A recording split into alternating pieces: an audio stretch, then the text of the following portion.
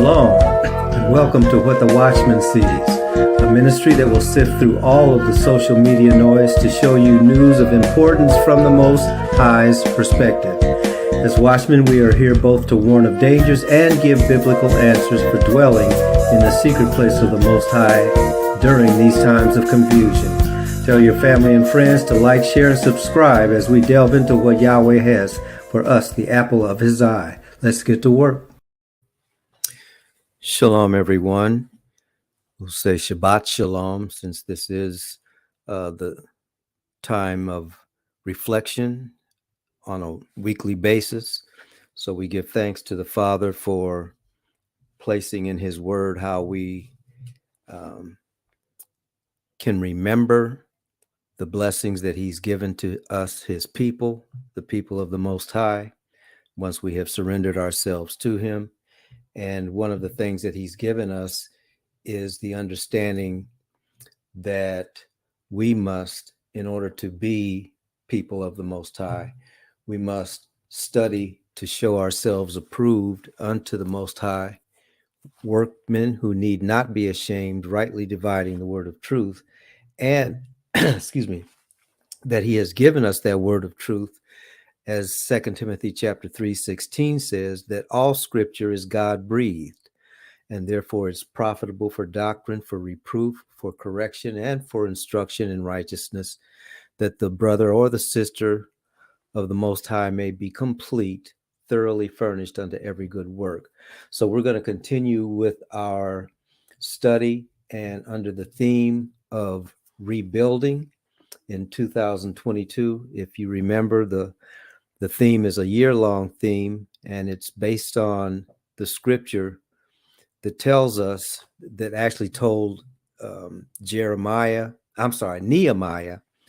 Ezra, as well as in the book of Esther, the captives that had been in the diaspora, specifically in Babylon, were given a chance to come home. And in doing so, one of the things that they had to do was rebuild what had already been destroyed because of the unbelief of the people. So we're using that same series of scriptures and applying them to 2022, because that's the same thing that the Most High wants His people doing in this age, which is to rebuild, repair the wall, and then rebuild the foundation as well as the contents of what the Most High has given to His people from the very beginning. So we're going to continue along those lines. We're in the book of Proverbs. As we mentioned, we're going to continue looking at the building blocks when you're talking about rebuilding or reestablishing, but we're looking at them not in an isolated situation, but in full understanding that we have the whole counsel of the Most High, not just the so-called Old Testament, not just the so-called New Testament. We have the entire counsel. And so the blessing that He has given to us is now, in this age, we're able to make the connections, the proper connections that need to be made. And so that's how we understand that we're not looking to build a physical structure anymore. We're looking to build and rebuild a people, because in the New Testament, we're told that the Most High's building, if you will, consists of living stones, and that's who His people are. His people are the living stones built up a spiritual house. We are to reestablish that spiritual house, which is in disrepair and needs to be rebuilt using the blueprint of His word. So that's what we're doing, and what we've been looking at in the past few weeks is the rebuilding of a character, because again, the living stone, if the stone is living, it is composed of something. Okay, so we're looking at what the composition of these living stones that we are to be. What is that composition? Thus, we're in the book of Proverbs, because Proverbs is giving us the understanding of what on a personal level and an interpersonal level, starting with the king, by the way, what a living stone is comprised of. And so that's what is listed in Proverbs. We were in Proverbs 1, 2, and 3. We're going to go into Proverbs 4. But before we do, we're going to also add a section in our reflection called "Did You Know?" Not only did you know, but do you share what you know, and are you practicing what you know? So we're going to look at that. So let me bring up the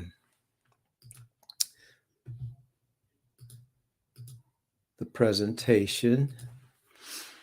Okay, so we already talked about how the Most High's building blocks, first of all, are his people, but his people are composed of that which is in his word. So it's the righteous that we're looking at and what the characteristics of the righteous are.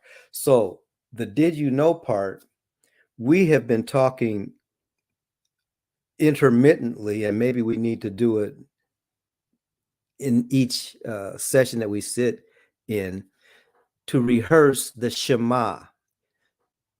Deuteronomy chapter 6, and actually it starts at verse 4, that says, "Hear, O Israel, Yahuwah, your Elohim, is one Adonai, one Lord.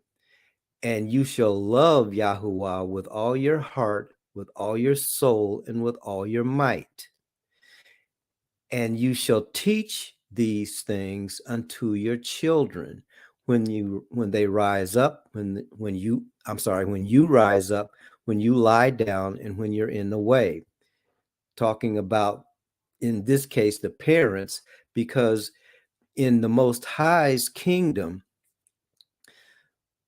talking about the children of Israel, his earthly kingdom is Israel. Okay, as we look at Deuteronomy, that's what the understanding he was giving to his people, that as subjects of the Most High, there were standards that they were to live by. But the very first thing that they needed to understand is that he is one. The Most High is one. And therefore, we are to love, in an active sense, him with all of our heart, with all of our soul, and with all our might. And we're to teach that love of him to our children. This actually is the foundation of a society whose God is the Most High will prosper, because it is in his image. So so we're going to look at, okay, so the question is, did you know that Deuteronomy chapter 6, starting at verse 6, is about the tefillin, or what some people call phylacteries, and then other people call amulets. Okay, so what's that got to do with how we are to be living today? But since most of the people that we know aren't quote unquote Jewish, and this has been identified as a Jewish custom, but we want to look in the scripture as to what was being done and why it was being done, because this was said in a very specific place. So actually what I'm going to do is go back. I'm going to stop sharing here. I'm going to go back, and we're going to open up Deuteronomy chapter 6. And as we do that, we're going to read from verse 1. It says, first of all, as a reminder, Deuteronomy is what is called the second telling. This is the book of the scriptures attributed to Moses, where Moses is at the end of his life. He's getting ready to hand over the nation to Joshua, who will then fulfill what he was supposed to have done, which was to take the people, the children of Israel, into the land of promise. But because of his disobedience, he was not able to do that. But he still had all of the oracles of the Most High that the Most High gave him directly. And so he's making sure that the people know everything that he knows. I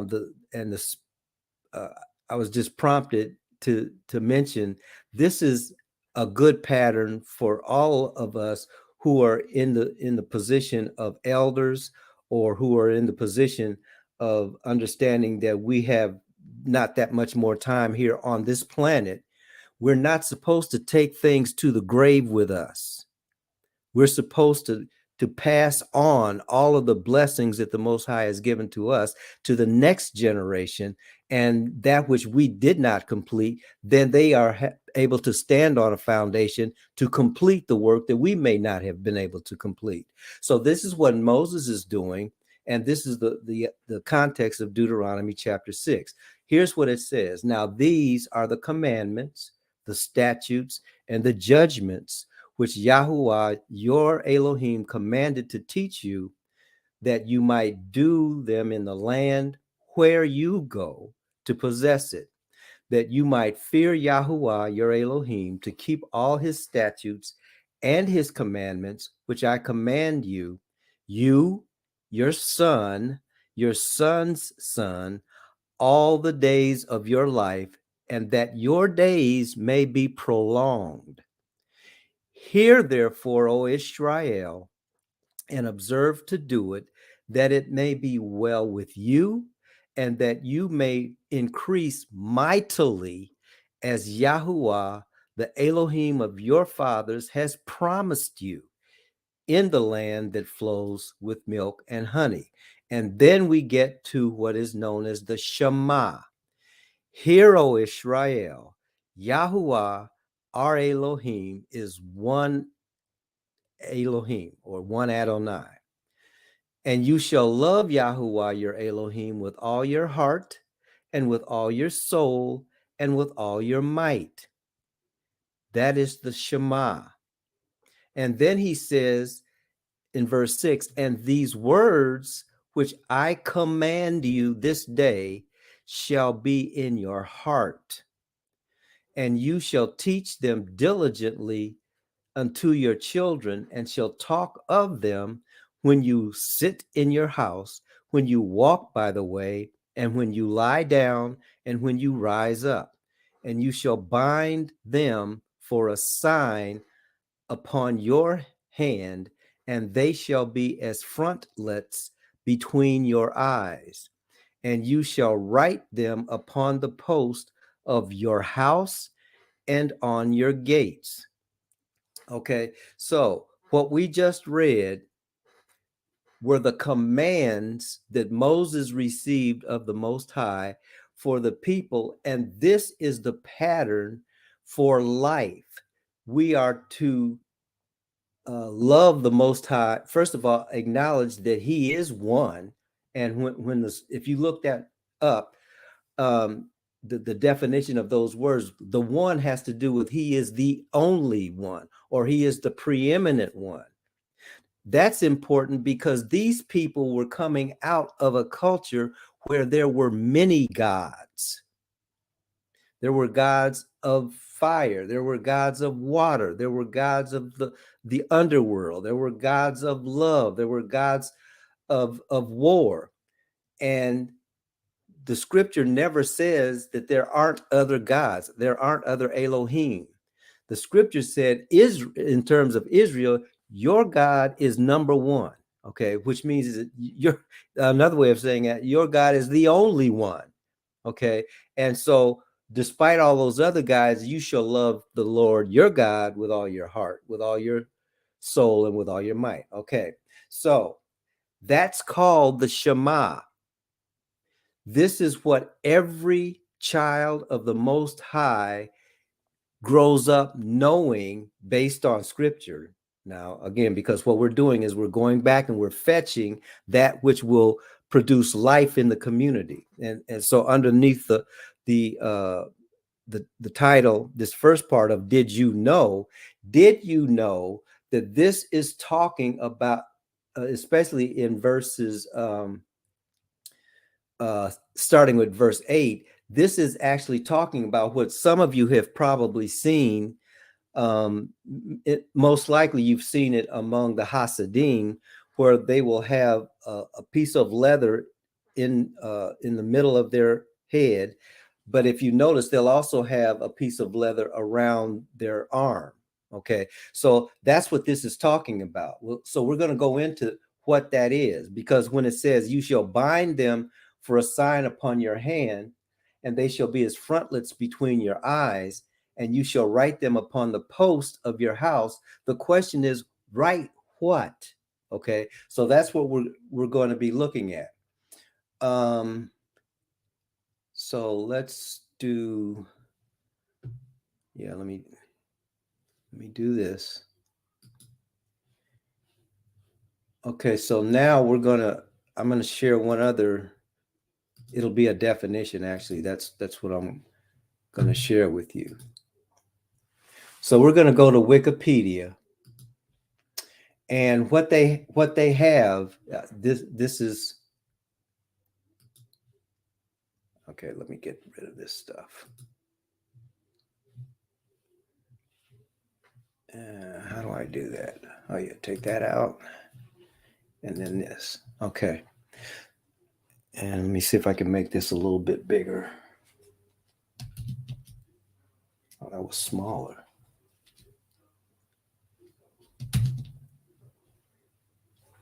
All right, I'm going to stop trying to do that. All right. Well, it looks like it's going to be hard for you to read. So let me just read. It's underneath in Wikipedia. It's underneath tefillin or tefillin, and it's the same word that we were looking at when it said frontlets between your eyes, etc. So this is the sign, if you will, or this is the reminder. Or they're also called phylacteries. I forgot to mention that. So it says a set of small black leather boxes with leather straps containing. Let me see if I can make it. Okay. With leather straps containing scrolls of parchment inscribed with verses from the Torah. Tefillin are worn by adult Jews during weekday morning prayers, and that's the part that is really important. So this is a daily thing. Okay, so remember those verses that we just read, when you rise up. So when the children of Israel were to rise up, talking about the parents as well. Actually, the parents are doing this for the rest of the family. And with the rest of the family, the parents, when they rise up, the first thing they do is they put on the phylactery, or they put on the tefillin, right? And so what is included in the tefillin? That's what we're going to look at.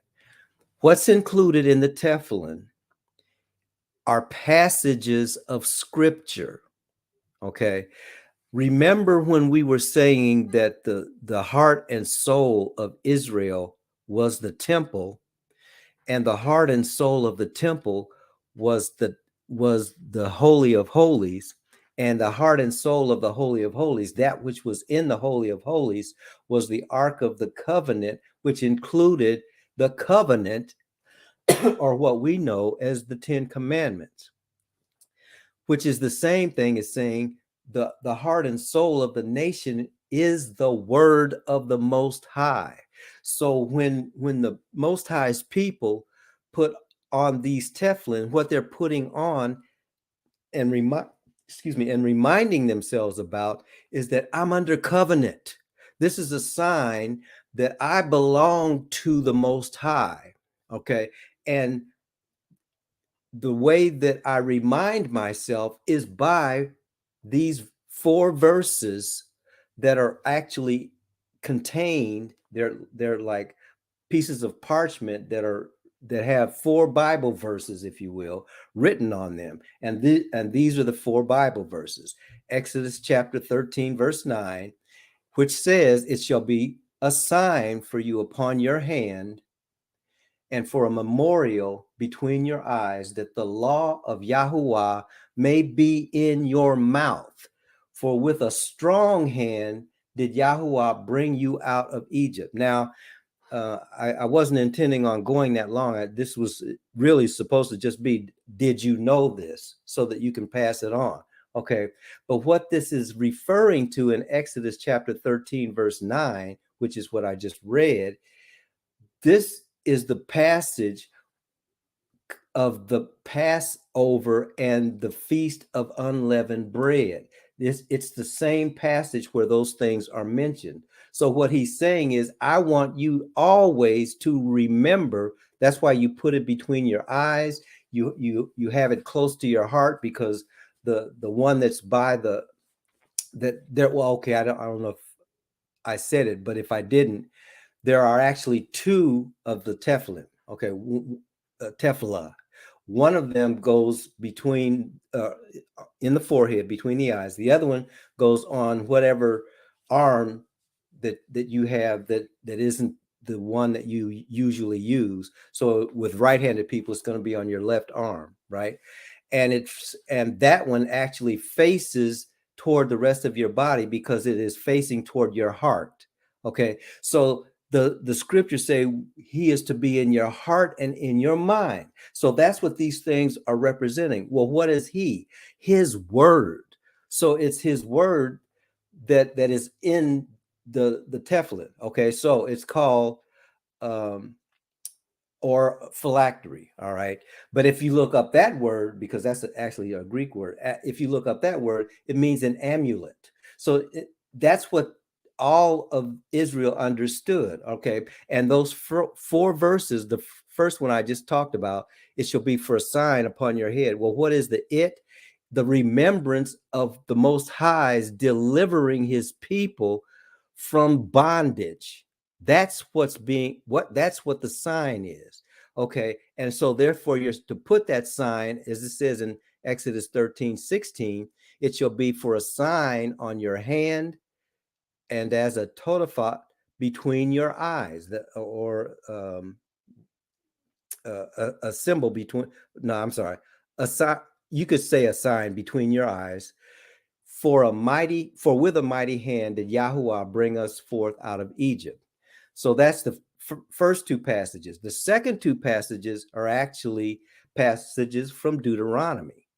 And it says in verse 8 that we read in Deuteronomy, "And you shall bind them as a sign upon your arm.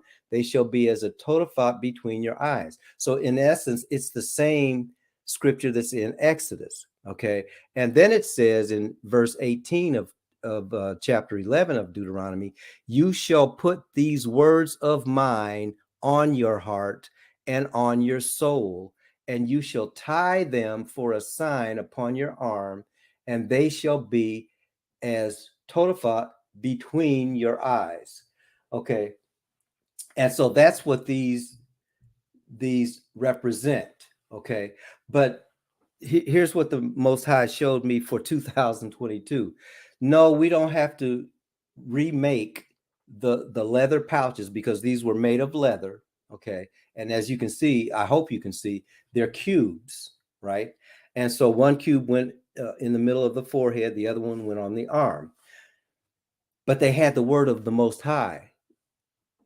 But what the Most High wants us to understand is that in the new covenant, he has put these words not in on tablets of stone. He has written them on our heart and in our minds. So his words are actually in us once we adhere to his words. So the question of, did you know this? First of all, hopefully some of us did.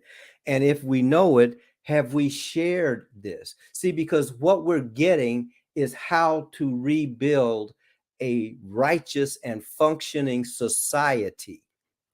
So did you know it? Have you shared it?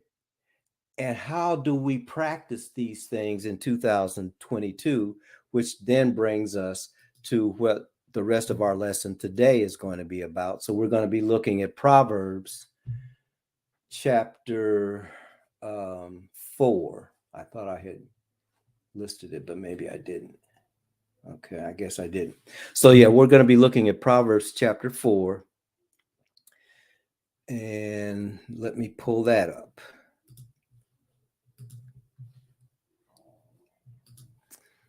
Okay, Proverbs chapter 4. We talked about Proverbs chapter 3 already. Listen, my sons, to a father's instruction. When is this being given? When you rise up, when you lie down, when you're in the way. Listen, my sons, to a father's instruction. Pay attention and gain understanding, for I give you sound teaching. Do not abandon my directive. And then he says in verse 3, when I was a son to my father, tender and the only child of my mother, he taught me and said, let your heart lay hold of my words. Keep my commands and you will live. Well, what commands of the Father did he give to the Son? The same commands that Moses gave to the children of Israel. He gave them the word. And so that's what the Father is passing on to his children. Keep my commands and you will live. Get wisdom, get understanding. Do not forget my words or turn from them. Do not forsake wisdom, and she will preserve you. Love her, and she will guard you. Wisdom is supreme, so acquire wisdom. And whatever you may acquire, gain understanding. It's not enough to have wisdom, you need understanding with it. I'll say it another way, because actually wisdom is the acquisition and the understanding combined. But it's not enough to gain knowledge. Okay, it's not enough to just acquire knowledge. There's a lot of knowledgeable people that have no wisdom. And so what the son is being told is that whatever you may acquire, gain understanding. In other words, how do I actualize these principles? That's what children need to be taught. Prize her, and she will exalt you. Who is her? Wisdom. Okay, so when the child of the Most High prizes wisdom, wisdom exalts that child. If you embrace her, she will honor you. She will set a garland of grace on your head, which is like it's like a prize. Okay, this is a throwback to when, for instance, in the Olympic Games, whoever won the games would get a garland, and it was like a crown, but it was their prize for winning. And that's what this is saying. She will set a garland of grace on your head. She will present you with a crown of beauty. This garland of grace is the crown of beauty. Listen, my son, and receive my words, and the years of your life will be many. If we want to know how to have a long, prosperous, and healthy life, listen to the words that are given to us in wisdom, and that's what will prolong our life, because those words will encompass every aspect of living, interpersonal relationships, what to eat, how to treat other people, how to conduct yourself when you're in the family and when you're out of the family, how to treat your neighbors, how to treat your enemies. All of those things are given to the Most High's people, because the Most High's people are to represent him in every capacity. Okay, so that's what he's saying. Verse 11, I will guide you in the way of wisdom. I will lead you on straight paths. When you walk, your steps will not be impeded. When you run, you will not stumble. Hold on to instruction. Do not let go. Guard it, for it is your life. Anybody who is not underneath instruction, which is the same thing as saying who is not under discipline, is going to run afoul of the Most High, because the Most High is all about instruction. Okay, the Most High does not give us license to live any way that we want to and still be underneath his blessing. We can only prosper when we're underneath the blessing, and that's why he instructs us as to what the blessing is and how we are to receive it. Okay, and once we get it, we're to guard that. Don't let it go. Hold on to it, because that's where our life is. And in that situation, we get to verse 14. Do not set foot on the path of the wicked, or walk in the way of evildoers. Avoid it. Do not travel on it. Turn from it and pass on by. It doesn't say that the way of the wicked is not out here. It doesn't say that the temptations that seem to abound are not real. What it's saying is, let the word of the Most High direct your paths, because actually we looked at that in Proverbs chapter 3. Trust in Yahuwah with all your heart, and lean not on your own understanding. In all your ways acknowledge him, and he will direct your path, or he will make your path straight. So that's what will happen when we do what the Most High says to do. We actually end up avoiding the path of the wicked, and we don't want to travel on it, because once you get on it, it's hard to get off. That's why Jesus said, enter in by the straight gate, for narrow is the way, for wide is the way to destruction, and a lot of people are on it. But narrow is the way and straight is the gate that leads to life, and few find that. Okay, why? Because there's so much temptation out here not to do that. Okay, but that's why the children of Israel were to teach their children to travel on the path of righteousness. And then he says in verse, I'm going to read 15 again, avoid it, do not travel on it, talking about the way of the wicked. Turn from it and pass on by, for they, who? The wicked, cannot sleep unless they do evil. The wicked want to do evil, love to do evil, are emboldened by doing evil. They're actually sustained with evil. That's how they are able to continue doing what they do. The more evil they do, the more evil they want to do.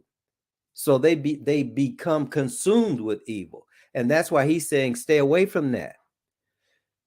They are deprived of slumber until they make someone fall. The whole purpose of the wicked is to make you fall. So if you have an idea in your head about what wickedness looks like, the personification of wickedness, and you have an individual in mind, that individual's whole purpose is to make you fall. All right. So trying to fight the wicked with wickedness only increases wickedness. And then it says, and drink the wine of violence. The path of the righteous is like the first gleam of dawn, shining brighter and brighter until midday. But the way of the wicked is like the darkest gloom. They do not know what makes them stumble. My son, pay attention to my words. Incline your ear to my sayings. Do not lose sight of them. Let them keep them within your heart, for they are life to those who find them and health to the whole body.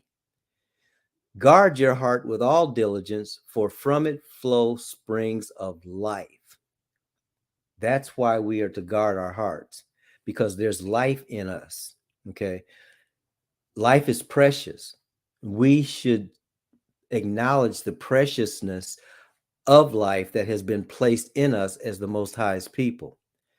And therefore, we put away deception from our mouth, as verse 24 says.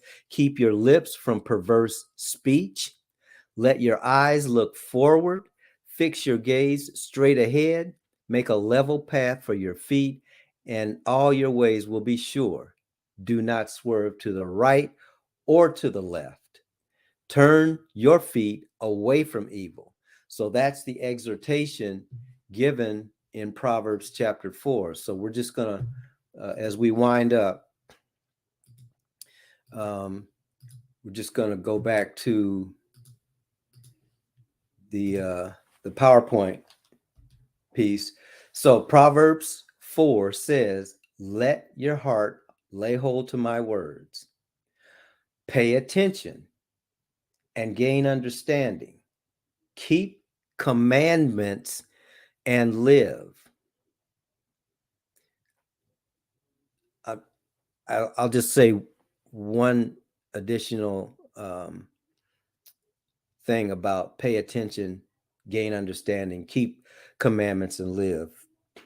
You've heard me say this before, and I have to keep saying it because we need to be called out of doctrine that is not according to Scripture. Just because you become a Christian, just because you say, I believe in Jesus, does not give anyone, myself, you, anyone else, does not give us license to sin.